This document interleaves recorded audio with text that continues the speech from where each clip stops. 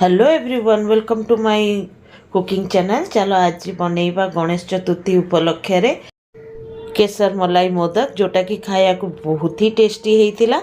तेमे गणेश पूजा तो एने 5-6 दिन रहिबा। आम ओडिया मानकर केते दिन रुहे, 7 दिन खंडे रुहे घरे। तो तांको पें कि तेमे सबुदिन अलग अलग मोदक बनैकिरी माने भगवान को देई पारो। एठी मु 250 ग्राम छेना को फास्ट ग्रेट कर नउची। तेमे चाहो तो फ्रेश छेना रे भी करि पारो। मु जेहेतु पैकेट छेना देइची माने नेइकिरी करूची तो से माने कला बेले को बार बार भांगी जाउची।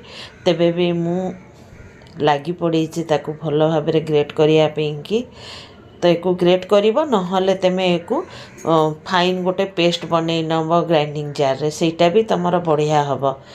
तो मु एठी जेहेतु ग्रेट करूची तो मु ग्राइंडिंग जार को गलिनी। ग्राइंडिंग जार आ परे करिवा। तो एठी मु सबु छेना को कढ़ई को ढाली दउची। एतिरे घियो फियो दबार कोनोसी दरकार नहीं कारण छेना रु ही तमर घियो बाहरी जिवो।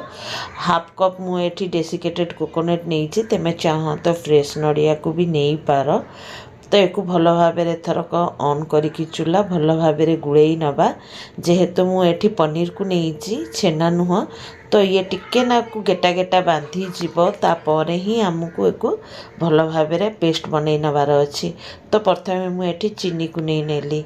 जेहेतु मु एठी गरम करिकी करूची तो सिंपल चीनी को नहीं नेली। तेमे चाहो तो चीनी पाउडर भी यूज करि पारो।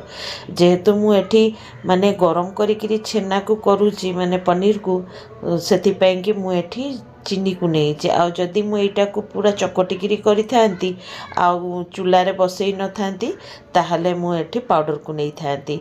तो एठी मु हाफ टी स्पून खंडे अलैच गुंड को नहीं नेली आ ताकू भल भाव गुड़े दबा। यार बास्नाटा बहुत बढ़िया आसो तुमर मोदक रु। आठी तुम देखिपु मुझे जेते को गरम करुच्ची चीनी भी भल भाव घोली हो जाऊँगी। आउ पनीर जो अच्छी से गेटा बांधिया को लगी जाऊँगी जेहेतु यहाँ मार्केटर बोलिकी ये देखिपु। तो एक आमको कौन करवा एमता कले तो आमर मोदक बननी। तो एक प्रथमे आम एथरक ठंडा करदे। ठंडा करी गोटे ग्राइंडिंग जार को ट्रांसफर करनवा। ये देखो केमता गेटा गेटा हो जाइए दानेदार हो जाइए। तो एकदम स्मूथ मोदक बनिकी तैयार हेनी लड़ू तुमर हो मोदक हेनी। तो एक मु गोटे ग्राइंडिंग जार को नहीं आठी केसर को मु भिजेकी रखी थी ताकू मु पकई दूची से पानी रे ही यहाँ भल भाव घोली हो। तो मु सबुतक को ग्राइंडिंग करी कढ़ई को काढ़ी नहीं आ जेहेतु बहुत गरम अच्छी तो मुझे ठंडा करने को दौची। ठंडा हेले ही पूरा पूरी भल भाव सेट हो ही तुम मोदक को बनई पार। तो मुझे किसी डेरी फ्रिज रे रखी देइथिली। तो ऊपर मु टिके ना को मोल्ड रे घियो लगे ताधीरे मु किछि पिस्ता को नहीं ताहले भल भाव पिस्ताटा भी सेट हो भलिया भाव मु सबुतिर टिके टिके ना को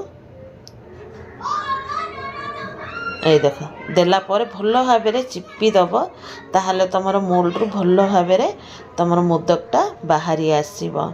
मो हाथ रे जेहेतु मु घियो टिके ना को ग्रीसिंग करथिली हाथटा मोर घियो हाथ बोलिकी मु एटा भल भाव हाथ रु खाली खसी जाउची। ए देखो केते सुंदर भाव हैला आ टिके ना को छाड़ी भी गला। ए देखो केसरटा भी भल भाव हो जाइए।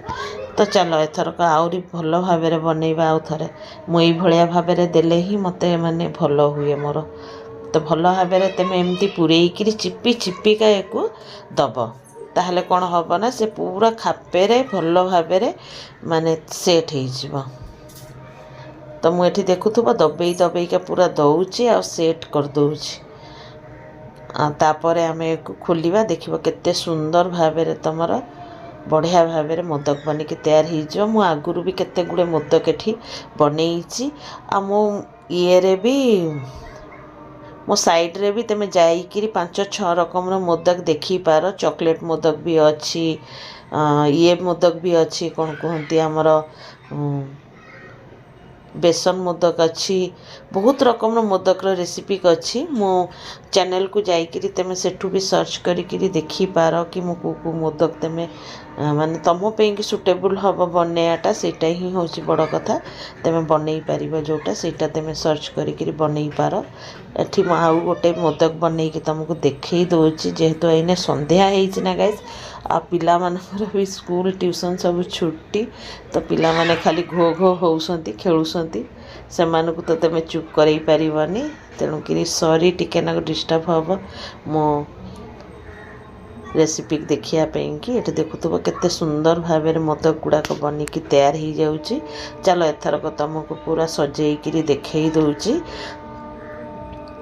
ये देखु मु थाली रे सजई नहीं मु पितल थाली रे सजई तो सी कौन है पितल थाली भी गोल्डन कलर आ मोदक गुड़ा भी गोल्डन कलर तेणुक भल भाव तार कलरटा आसुनी चलो एथरक कदली पत्र रे देखला ना बहुत सुंदर भाव में देखा जाऊला मुझे कदली पत्र रे भी रखिकी सेट करके देखी चलो गाइस फिर मिसिबा next video bye bye take care be safe guys and जय जगन्नाथ थैंक्स फॉर वाचिंग।